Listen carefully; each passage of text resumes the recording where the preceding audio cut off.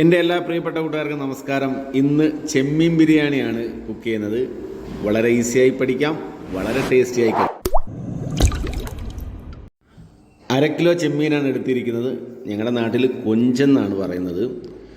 ഇത് ചെറുതായി ഒന്ന് ഫ്രൈ ആക്കി എടുക്കണം. 1/2 സ്പൂൺ വീതം മഞ്ഞൾപ്പൊടി, കാശ്മീരി ചില്ലി പൗഡർ, കുരുമുളക് പൊടി, ഗരം മസാല, ആവശ്യത്തിന് ഉപ്പും ചേർത്ത് 1 മണിക്കൂർ മസാല ചെയ്ത് വെച്ചിരുന്ന കൊഞ്ചെടുത്ത് ചെറുതായി ഒന്ന് ഫ്രൈ ആക്കി എടുക്കണം.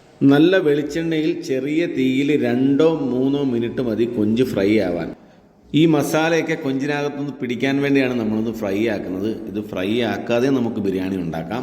ഇനി റൈസ് തയ്യാറാക്കാം. ഞാൻ 2 കപ്പ് അരിയാണ് എടുത്തിരിക്കുന്നത്.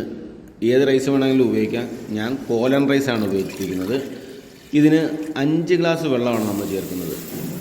കോലൻ റൈസിന് വേവുള്ളതാണ്, അതുകൊണ്ട് 5 ഗ്ലാസ് വെള്ളം എടുക്കുന്നു. അത് മാത്രമല്ല, റൈസ് അളവ് കുറയും തോറും നമ്മൾ വെള്ളം ഇച്ചിരി കൂട്ടി കൊടുക്കണം.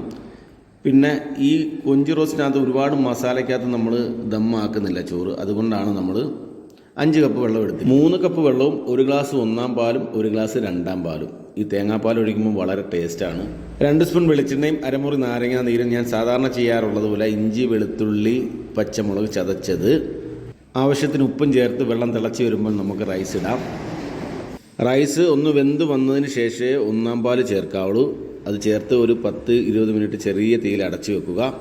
ഇനി ഫ്രൈ ചെയ്തിരിക്കുന്ന ചെമ്മീനൊന്ന് റോസ്റ്റാക്കി എടുക്കണം. അതേ വെളിച്ചെണ്ണയിൽ തന്നെ ഒരു 3 സവാള ചെറുതായി അരിഞ്ഞത്, ചെറിയ ഉള്ളി, വെളുത്തുള്ളി, ഇഞ്ചി, പച്ചമുളക് നന്നായി ചതച്ചത്, ഒരു 2 വലിയ ടേബിൾ സ്പൂൺ, 1/2 സ്പൂൺ വീതം മഞ്ഞൾപ്പൊടി, കാശ്മീരി ചില്ലി പൗഡർ, കുരുമുളക് പൊടി, ഗരം മസാല, ഇതെല്ലാം കൂടിയിട്ട് നന്നായി വയറ്റി നന്നായി റോസ്റ്റ് ആവണം. ഉള്ളി ഒന്ന് മുരിയത്തക്ക രീതിയിൽ റോസ്റ്റ് ആക്കിയാൽ വളരെ ടേസ്റ്റാണ്. ഇതിലേക്ക് 1/2 സ്പൂൺ ചിക്കൻ മസാലയും ആവശ്യത്തിന് ഉപ്പും ചേർത്ത് നന്നായി വയറ്റി കൂട്ടി യോജിപ്പിക്കുക. തക്കാളി 2 വേണമെങ്കിൽ ചേർക്കാം. ഞാൻ തക്കാളി ചേർത്തിട്ടില്ല. ഈ മസാലയുടെ പച്ചമണമൊക്കെ മാറിയതിന് ശേഷം 1 കപ്പ് തേങ്ങാപ്പാൽ ചേർക്കുക. നല്ല കട്ടിയുള്ള തേങ്ങാപ്പാലാണ് ചേർക്കുന്നത്. ചെറിയ തീയിലാണ് ഇതെല്ലാം ചെയ്യേണ്ടത്. ഇതിലേക്ക് നേരത്തെ ഫ്രൈ ചെയ്ത് വെച്ചിരിക്കുന്ന ചെമ്മീൻ എടുത്ത് ഈ ചെമ്മീനും ഈ മസാലകളെല്ലാം കൂടി നന്നായി കുറുകി ഈ ചെമ്മീനകത്ത് ഈ മസാലകളൊക്കെ നന്നായിട്ട് പിടിച്ച് നല്ലൊരു മണമൊക്കെയാണ് ഇപ്പോൾ അടിക്കുന്നത്. ഇതിലേക്ക് കുറച്ച് മല്ലിയിലയും പുതിനയിലയൊക്കെ ചേർത്ത് മസാലയൊക്കെ ഉപ്പൊക്കെ നോക്കി കറക്റ്റ് ചെയ്തതിന് ശേഷം തീ ഓഫ് ചെയ്ത് റോസ്റ്റിൻ്റെ പണി ഏകദേശം കഴിഞ്ഞിരിക്കുകയാണ്. ഇനി റൈസ് വെന്തതിന് ശേഷം അതിലേക്ക് ദം ചെയ്യുന്നൊരു പരിപാടി കൂടെ ഉണ്ട്. സിമ്പിളാണ്.